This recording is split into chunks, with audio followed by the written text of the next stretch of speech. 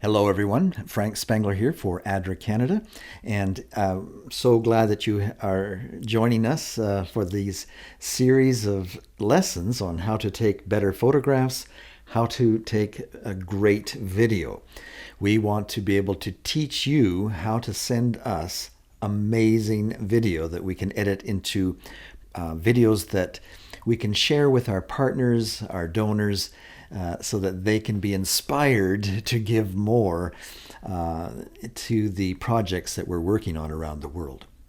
And because of COVID-19 and other travel restrictions that may be in place in certain countries, we are now looking to you to help us share these beautiful photographs and video that tell the story of what ADRA does. And so in this series, we're going to focus in on how to take good video. What I have here in my hand is called a Canon 90D, and that's the camera that we're hoping that you will also have in your hand. It'll be very helpful if, as I show you things, you can pick up the same camera and make the same adjustments and settings and be able to do the same things that I'm showing you using the same camera. After doing a lot of research into this, I've determined that the Canon 90D camera right now is one of the best packages that we could recommend to our country offices as far as getting great stills, great video for a very low price tag entry point. And so that's why we're recommending it. It doesn't cost a lot to get into a Canon 90D, and yet the results are great. And if we're all working with the same equipment, it'll make these training videos a lot easier. And it also will mean that the video that you submit, the still photos that you submit, will all have kind of the same look. And that way, as I sit down to edit a video using materials that have come in from the different offices, all of the video will match and have a nice coordinated look. However, many of the things that we'll show you in this course will actually also work with any DSLR camera, especially if it's a Canon camera. The 70D, the 80D, many of the same things will work the same on that. So in today's lesson, what I want to do is just kind of do an overview of the camera itself, and show you a few tips on how to get things set up, how to get things started. The first thing I'd like to share with you is the strap. When you get your kit, the strap will probably be separate. If I haven't had a chance to set up your camera, it'll be separate in the box. And the first thing that I want you to do is attach the strap. Now, I know some photographers prefer not to have the strap. They feel it kind of gets in their way as they're working, and they just feel like they could do better if they didn't have this dangling down. Well, there's a couple of reasons why I'm suggesting that it's important to put the strap on. And first of all, if you have it placed around your neck, it's not going to be dangling. It's kind of going to be out of the way anyways. And especially when you're shooting video, it's very helpful to have the strap because you can use it to provide stability to the video clips that you're filming. And how you do that is you just add a little tension or stress. You push the camera out so that you're adding this stability on each side here as you film.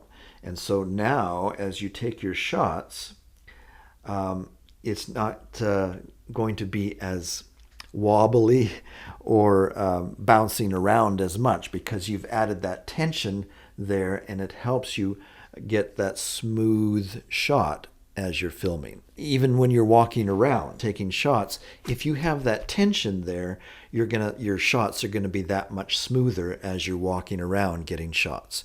If you're just hand holding the camera, it's not going to be as smooth getting those motion shots. The other reason why I like to recommend having a strap and having it over your shoulder like this is because too many cameras have met an early death because they haven't had the strap. People sometimes forget they've got a camera in their hand and they go out to reach for something and the camera falls and hits a rock on the ground and is damaged or destroyed. But if they had the strap on and their hand comes loose or they're reaching out to save somebody, that camera is just going to fall like that, and it's not going to damage the camera at all. So please use the strap. It may actually save your camera, add years to the life of the camera. Now, the other big piece of equipment that really helps save the camera, or should we say the lens, is the lens cap itself. Do your best not to lose the lens cap. I know it's easy to do. You take it out and you set it down and you're filming and you forget that you've left it sitting there. I've lost many over the years. In fact, what I like to do is carry about 5 extra in my bag whenever I go out on a trip. And if you are close to a photography store, you might want to pick up 4 or 5 of these and just have them in your bag to protect your lens whenever you lose one, so that whenever you are maybe close to a tree or close to a rock and your camera's around your neck and all of a sudden it scrapes up against that tree, well, if the lens cap is there, it's going to save the lens. If you're walking around like this, you are going to damage your lens very quickly. So please do your best to keep that lens cap on. All right, let's take a look at the battery itself. This should be in your kit, and I would actually recommend picking up 2 or 3 more of these, especially if you're going to be shooting video out in the field and you're going to be working all day. You are going to run through these, and one of the worst things that can happen is that you come to the golden hour when that sun is setting and you're out of batteries. And so I would recommend picking up a number of these so that you have them in your bag. Now, how these work is you'll see a little arrow here, and that is the orientation that you need to put the battery into the charger. And it might take a couple of times to figure out how to use this, because if you don't put it in at the right place, it's not going to fit. But you'll find it a little trial and error, and then just click it in. Now we can plug it into the wall. Now, depending on where you are at, you might need to get an adapter or a power bar that uses this type of plug-in if the camera has come from North America. So yeah, if yours is like this and your plugins in your country are not like this, you might need to get an adapter to be able to charge your batteries. But you should be able to find that in the marketplace. When you're carrying it in your bag, you can flip that shut so it stores easier in your bag. And then charging it, just pop them out and plug it in. When you plug it into your wall, the little charge light will start to blink. And when it is finished charging, they turn green and are solid. And then you know that the charge is finished and it's ready to go. Pop them out of the charger and they go into the camera at the back here. It's this little flap right here. You can just take your thumb and open that up. And right now there's already a battery in here. To get the battery out, you have to push this little white lever up, and it'll just pop out there. And we pop in the new battery till it clicks, and then close the door. And you've got your battery in. Now, before you can take any photographs at all, you're going to have to also insert an SD memory card into your camera. And in the 90D, and I think that this is the same also for the 80D and maybe even the 70D, the door to insert your SD card is on the right-hand grip of the camera. And what you want to do is just take your thumb. There's kind of some dots there that allow you to get a good grip on it. Just slide this out and it pops up. And now we can insert our SD card. And it won't let you put it in the wrong way, so don't worry. If you find it's not going in very well, then it's probably because you've got it inserted wrong. Let's see, let's try it. Yeah, it just doesn't want to fit the other way. You can't get it in very far before it stops. But if you turn it around, it's going to pop in very easily. Now there's a little bit of tension there, so you just have to push it down until it clicks and doesn't pop back up. And then it's firmly in place. You can shut the door. Now you noticed there was a little light there. You want to be careful when you open the door to make sure that this isn't red. When you see that this little light here is red, it means that the camera, the computer inside the camera, is actually writing data to your card. And if you open it up while it's flashing red, it means you'll probably lose that shot. If not, have a total catastrophic failure and lose every shot on the card that you've maybe taken all day long. What can happen is the index of the files that are on the card can get corrupted if you try and open that door when it's writing to the card. So you want to be careful about that. I've had that happen to me. I'm filming away. I see that I'm at the end of my card. It's almost out of memory, and yet there's some amazing things happening in front of me. So I very quickly open that door, and I lost a whole day of shooting. And that's very discouraging when that happens. So be careful about that. It's rare that it happens, but just after you're finished taking some video, before you too quickly open that door to change out your card, make sure that that light has gone out.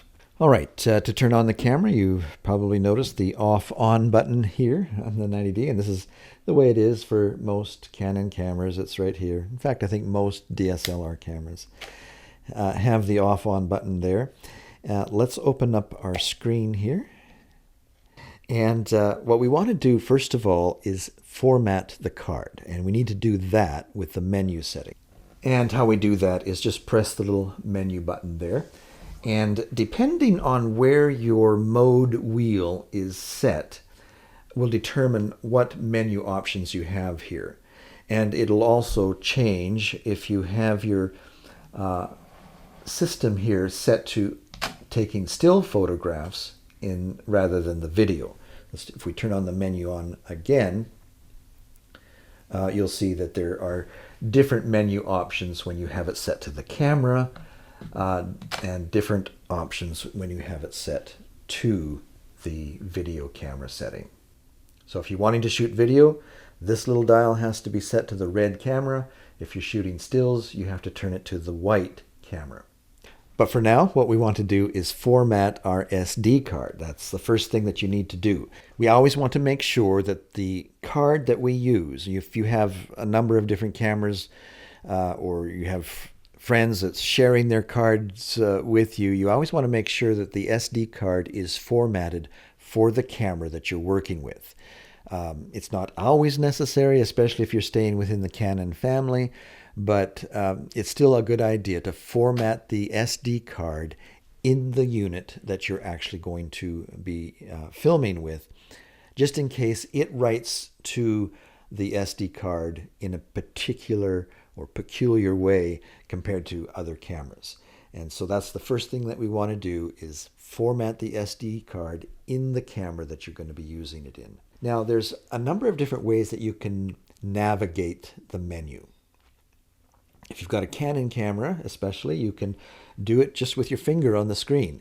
It's a touch screen, and so if we want to format, we can just go touch the format wrench symbol that you see there, and you can see that the format card is already selected from the last time I formatted the card. So I just need to click on that, and it's going to warn me here that all data will be lost on this card. I'm okay with that. And so I just hit the OK, and it's going to go through and format that. Well, I believe that that does it for this introductory lesson on the Canon cameras. I hope you have enjoyed it, and I look forward to sharing with you how to get started with the camera. I believe in our next lesson, we're going to go through this menu setting very carefully and set up some ideal settings to help you get some of that great video and great still shots. Until next time, so long for now.